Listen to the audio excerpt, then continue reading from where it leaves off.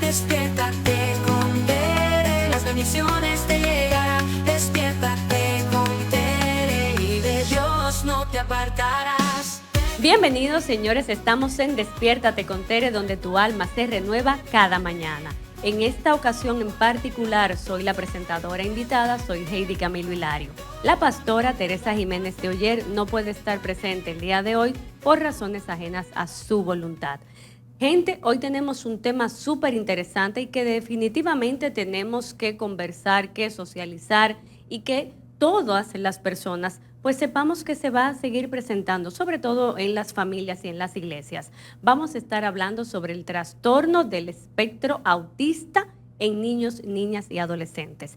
Y para abordar este tema tenemos con nosotros a una gran amiga, a una gran colega, a una mujer que de verdad para mí merece mucho respeto, porque cuando hablamos de trabajar con niños con necesidades especiales hay que tener amor, dedicación, sobre todo mucha paciencia, y para mí Laura Troncoso es una de las psicólogas que mejor aborda todo este proceso que tiene que ver con niños con necesidades especiales. Laura, bienvenida, ¿cómo estás? Buenos días, estamos bien por acá, agradecida de la invitación y de que podamos hablar de un tema tan necesario para la gente, yo creo. Sí, definitivamente es vital. Yo quiero que tú nos hables de qué es el trastorno del espectro autista, porque antes simplemente se le llamaba trastorno autista. ¿Qué es eso? Cuando hablamos del trastorno del espectro autista, también conocido como TEA por las siglas, se está agrupando todos aquellos trastornos que son o que pertenecen a la línea del neurodesarrollo, porque en este caso el autismo es algo que está acá, afectado en el cerebro. Hay alguna alteración que ha producido eso, ¿verdad? No hay causas específicas, hay muchas teorías de posibles causas, se investiga mucho la historia familiar, si hay otros antecedentes, pero una causa al 100% desde la ciencia no existe todavía. Hay múltiples teorías, como te digo. Va a afectar mucho el funcionamiento de ese niño, el desarrollo socioemocional sobre todo, sus habilidades sociales se ven muy afectadas. Entonces, cambiamos al espectro porque cada uno es diferente. El hecho de que te diagnostiquen con TEA no significa que se va a dar la misma línea del desarrollo. Y dame un segundito, porque eso es importante. Yo recuerdo que antes hablábamos del trastorno Asperger, trastorno autista, y bueno, teníamos varios, pero ahora tú me dices que se agruparon y se habla de un espectro. Exacto. Y que no todos son iguales. Cuando hablamos de algunos síntomas, signos, que los papás, y a qué edad podemos decir, ok, esto es una alerta roja, esto es diferente. ¿Qué es lo que tenemos que ver para empezar como que a observar a nuestros niños, que podamos decir, yo tengo que ir a evaluación? Ok, vamos por partes. El Asperger, o antiguamente llamado Asperger, le decían cariñosamente Aspi. Eso fue un apodo que le dieron los mismos ya personas ya más adultas diagnosticadas con el que ahora es autismo, un poquito más bajo, un poquito leve, con menos limitaciones, por decirlo así. Esos solamente tienen alteraciones más marcadas en el ámbito social, en la forma de relacionarse con otras personas, la gran mayoría, unos más que otros. En el caso de autismo ya per se, o el que antes conocíamos, pues hablamos de niños que le cuesta hablar, hay niños de hecho que nunca desarrollan el lenguaje, por lo menos no verbal, que se comunican a través de las señas. Hay otros que tienen muchas necesidades sensoriales, tienen temas de conducta, en fin, hay una gran diversidad. Y pues antes teníamos una tipología de que el autismo era leve, severo o moderado. Ya no se habla de eso. Ya cuando se diagnostica autismo, se te dice trastorno del espectro autista con limitaciones en el lenguaje, con limitaciones en conducta, con limitaciones en habilidades sociales. O sea, se especifica dónde están esas limitaciones, porque yo puedo ser un autismo, antes se le llamaba altamente funcional. ¿Por qué? Porque mis limitaciones eran muy pocas. Entonces, antes se hacía esa salvedad. Tú ya dijiste una palabra que creo que es importante que desglosemos. Necesidades sensoriales diferentes. ¿De qué estaríamos hablando? Hay niños que emiten conductas, por ejemplo, que también es un síntoma, que aletean o que te dan vueltas en círculo sin ninguna razón aparente. Ok. Muchas veces esa acción de dar vueltas en un niño con TEA pues puede ser señal de que se está regulando, de que hay algo que lo tiene muy estresado, que se sale de su control y pues él necesita esto para calmarse, para regular. Igual que quizá nosotros hacemos una respiración profunda, Sí. y listo. Ellos necesitan algo para regularse. Pero en niños con necesidades sensoriales, muchas veces eso es porque ellos necesitan sentir esa sensación. Hay otros que, por ejemplo, les molesta pisar la grama o sentir la arena, y tú los vas a ver en una playa fácilmente con unos tenis, porque ni loco te andan A descalzo. al descalzo, jamás. He visto también, y alguien me decía, el tema de si caminan en puntillas, Ujú. que si les molesta la luz, que si les molesta los sonidos, la ropa. Ujú. Bueno, Hay eh, niños, eso lo de vemos. hecho, yo tengo un pacientito que él le molesta totalmente el sellito de la ropa. Entonces, su ropa, su mamá inmediatamente se la compra. Hay que cortar ese sello, que él no le sienta absolutamente nada, porque eso lo detona, te emite conductas. En algunos son muy agresivos y en otros simplemente es como de incomodidad, llanto, a veces no saben comunicar el porqué. El tema de las puntillas puede ser un síntoma, realmente es un síntoma del autismo, pero puede tener una base sensorial. Es decir, el niño no le gusta sentir el pie en el piso, no le gusta sentir eso, el apoyo, digamos, del Ya, suelo. sí. Entonces anda en puntillas. Y eso se trabaja y puede mejorar. De hecho, muchos niños cuando se diagnostican temprano, si se le trabaja a tiempo porque sea ese un síntoma, porque no todos lo presentan en la puntilla, Sí.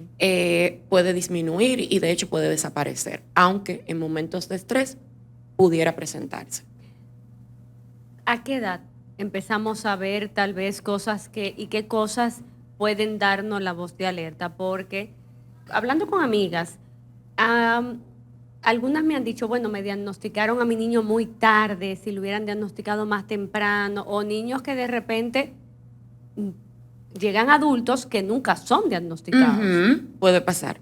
Generalmente puede pasar el diagnóstico tardío, entre comillas, porque no se dieron alertas, porque había mucho desconocimiento, porque el autismo hoy en día se habla mucho. Hoy en día tú tienes familias azules, hoy en día tú tienes muchísima gente hablando al respecto. Pero hace unos 10, 15 años Sí. era totalmente desconocido. Entonces pasaba desapercibido en algunos casos. Esas personas que se diagnostican muy tarde tienen pocas limitaciones probablemente. Quizá te van a decir, como me dijo una madre hace poco, realmente para mí era normal porque yo tampoco soy muy sociable, a mí no me gusta estar donde hay mucha gente, y para mí él simplemente era retraído y se parecía a mí. Y esa era la señal de alerta que ella tenía. Y Sí. como ella era así, ella entendía que eso era normal. ¿Por qué? Porque ella no tuvo alertas de otro tipo. En el caso de ese niño particular también había un bajo rendimiento académico, pero se lo asociaban a que el niño no era aplicado, a que no había tenido un buen maestro. Simplemente se fueron por la línea de que era un tema cognitivo. Y sin embargo, eso también entra dentro de los síntomas del autismo. ¿Debe un niño autista tener retraso mental? Porque a veces, No. que a veces lo vemos del tema de que la gente cree, ay, no, es que es un niño especial. Y entendemos que va a ser... Bueno, todos los niños son especiales, con Pero- y sin condición. Pero ¿entiendes dónde está el tema? De que, ay, Exacto. no, son niños especiales y como que con un cuidado como si fueran cristalitos de Belén, pero y no tiene que ser así.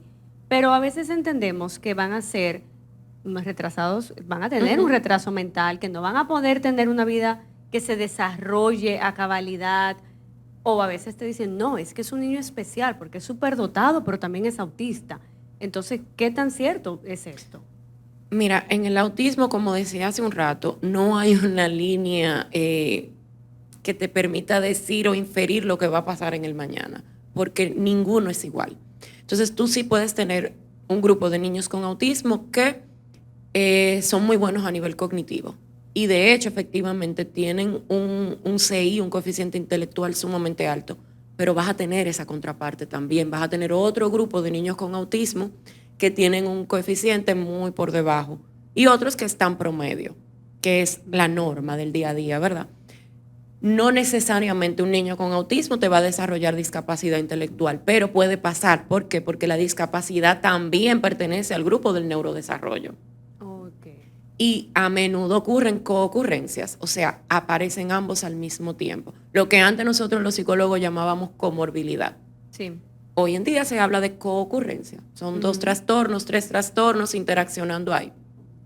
También pueden tener trastorno de déficit de atención. La mayoría desarrolla un déficit de atención y hiperactividad. Eso es interesante apuntarlo porque a veces la gente cree que solamente puede tener un trastorno. Estamos hablando de comorbilidades o coocurrencias donde tú puedes tener un niño con 1, 2, 3 trastornos, vamos a decir, quedándose juntos, lo cual puede complejizar el tema. ¿A qué edad puede aparecer esas señales? Las señales de autismo suelen salir antes del año. Por ejemplo, el niño no te fija la mirada. Entonces, los bebés, particularmente cuando mamá les habla o le hace gracia, emiten una sonrisa o buscan el sonido de la voz de mamá. Y esos niños, por lo general, no lo hacen. No buscan, no se percatan de ese sonido o de que los están llamando. Puede aparecer que cuando empiezan a caminar, pero muchas veces eso se deja pasar, que caminan en puntillas cuando empiezan a caminar. Si eso se mantiene, también pasa a ser una señal. Hay otros chicos que aletean, que hacen como movimientos así, de aleteos. Hay otros que te hacen chasquidos y se pueden pasar horas en eso y no se cansan. Hay otros que presentan ecolalias. Ecolalias es que te repiten constantemente algo que escucharon o se quedan en la última palabra que tú dijiste y te la repiten y te la repiten. Hay otro síntoma que pasa mucho que es risas a carcajadas sin razón aparente y que se pueden mantener por un buen tiempo. Bajo contacto visual. Son niños que tú tienes 2 vertientes, o son muy sensibles al dolor o son muy insensibles al dolor, o sea, su umbral del dolor es muy alto. Y cuando te grita de dolor, sal corriendo porque eso lo tiene que estar matando porque tienen un umbral del dolor muy alto, no se dan cuenta. También 0 sensación de peligro, o sea, son niños que le cuesta aprender a cruzar una calle porque ellos no entienden ese peligro para nada. Y esas señales se van viendo desde el principio. Ahora, un diagnóstico por lo general se hace oficial luego de un proceso bastante amplio, multidisciplinario, aproximadamente entre los 2 años, 3 años. A veces hay síntomas muy parecidos al autismo, pero no están tan marcados, y el especialista lo que hace es que te dice que tiene rasgos asociados a autismo y que se recomienda una reevaluación en un tiempo X. Okay. ¿Por qué? Porque hay que ver si es parte del desarrollo y se elimina o si se mantiene y entonces se confirma el diagnóstico. Entiendo. Muchos padres viven culpa y eso puede inclusive llegar a aniquilar la relación de pareja porque en tu familia es que hay locos. Lo estoy diciendo, señores, como se dice en las casas. Crudo.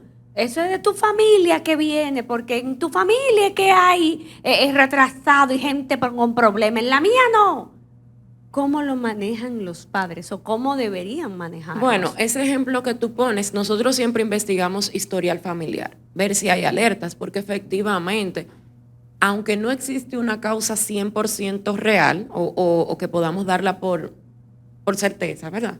Sí es cierto que el historial va a influir, o sea, nosotros somos hijos y tenemos genes compartidos. Sí. Entonces, hay un factor hereditario que se puede dar y te hace más sensible a, más propenso a. Pero hay familias donde no hay alertas anteriores. Simplemente simplemente ocurrió y él es el primero de la familia. Entonces, sí se va a manejar, igual se va a manejar culpa y es un duelo. ¿Un duelo? Claro. ¿Pero el niño está vivo? Sí, pero tú vas a renunciar a la idea de lo que tú esperabas. Al niño lindo que no te va a dar problemas o que va a tener problemas normales de la vida, de que se peleó con el amiguito por un lápiz. Tú no esperabas estar constantemente quizás recibiendo un proceso terapéutico, porque los que tienen más limitaciones llevan una vida al inicio de muchas terapias, de muchas intervenciones Inclusive hay niños que requieren una medicación psiquiátrica. Entonces, tú renuncias a eso. Tú simplemente ves tu ideal de ese niño que tú te creaste en tu cabeza y que tú ibas a ver graduándose de la universidad y formando una familia y todo eso, toda esa parafernalia, y eso no está. Y eso es un duelo. Y eso es bueno que lo menciones. Y una aceptación. Sí. Hay padres que no aceptan que tienen un niño azul o un niño especial, por poner la palabra. O lo aceptan de palabra, como digo yo, que realmente ellos creen que lo hicieron. Y tú te das cuenta en el accionar que no lo han aceptado al 100%. ¿Por qué? Porque mira, no, mi niño es autista, mi niño hace tal cosa por esto y esto. Bien.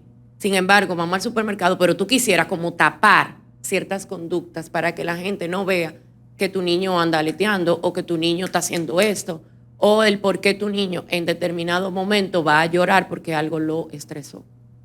Porque hay una hipersensibilidad auditiva en muchos niños.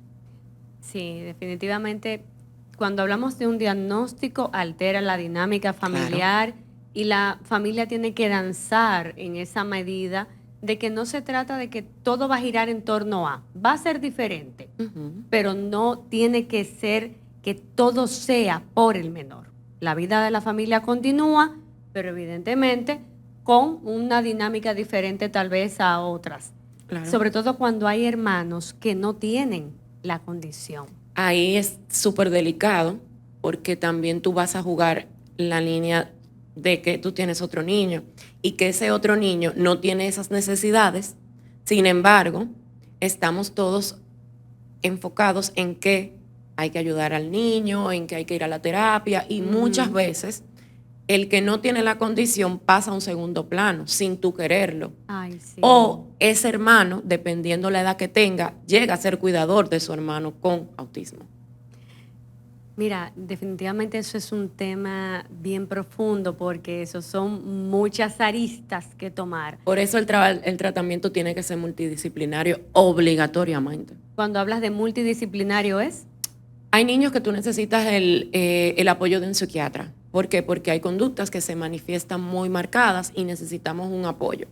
Porque el autismo tiene mucha connotación neurológica y hay muchos que convulsionan, de hecho, que te pueden presentar convulsión. Entonces tú necesitas un seguimiento neurológico y psiquiátrico. No siempre es la norma, pero puede pasar. Además de eso, tú vas a necesitar, si hay temas conductuales, tú vas a necesitar un terapeuta que te ayude con la parte conductual. Las necesidades sensoriales se trabajan con terapia ocupacional. Sí. Pero si hay limitación en el lenguaje, tú necesitas un especialista de la línea del lenguaje. Sí. Más las intervenciones correspondientes. Y llegado el momento, la fase escolar, también pudieras necesitar un apoyo a nivel psicopedagógico. Ahora, eso te lo va a decir cada niño, porque no todos necesitan todo ese proceso. Hay algunos que de hecho necesitan hasta terapia física. Sí, porque depende mucho de si hay afecciones físicas. Exactamente. O sea, es una línea bastante amplia y a la familia se le refiere terapia familiar. Bien. ¿Alguna recomendación que tengas a las personas? Yo siempre voy a apostar a la información, o sea, infórmense, tengan un terapeuta de cabecera. Generalmente hay uno que va a la cabeza de todo el equipo que trabaja con el niño. Si es pediatría, puede ser pediatría, o sea, neuropediatría. Muchas veces el que está a la cabeza pues es el psicólogo clínico porque fue el que lo recibió y hace todo el abordaje. Mucha información en ese sentido. Sensibilizarse, entender que no todo va a salir como esperábamos y hay que orientarse sobre todo con el manejo conductual de estos chicos porque ellos son muy rutinarios. Entonces es como que si yo todos los días a las 8 de la mañana estoy de pie y a las 10 estoy en el colegio, el día que a las 10 no vamos al colegio, que vamos a las 11 porque primero yo me tengo que parar en tal sitio, a él hay que explicarle eso antes. Exactamente, entonces, hay que caminar acorde a... Hay que informarse y hay que orientarse con un profesional de esa línea. Esa es la base. Y ya a partir de ahí, fluir. Bien, señores, muchísimas gracias por su atención. Laura, muchas gracias por toda la información. Señores, yo acabo de enterarme de muchísimas cosas que no sabía y que de verdad ahora voy a estar más alerta con los hijos de mis pacientes, porque muchas veces llegan con temas de pareja que vienen por los hijos, y cuando tú ves, entonces estamos hablando de este tipo de necesidades. Esto fue Despiértate con Tere, donde tu alma se renueva cada mañana. Y recuerden que el abordaje profesional es indispensable. También ese acompañamiento espiritual, donde usted pueda recibir palabra de Dios, atención de Dios, y recibir de la iglesia ese acompañamiento también psicoespiritual. Gente, muchas gracias por estar con nosotros y nos vemos en una próxima entrega de Despiértate con Tere, donde tu alma se renueva cada mañana.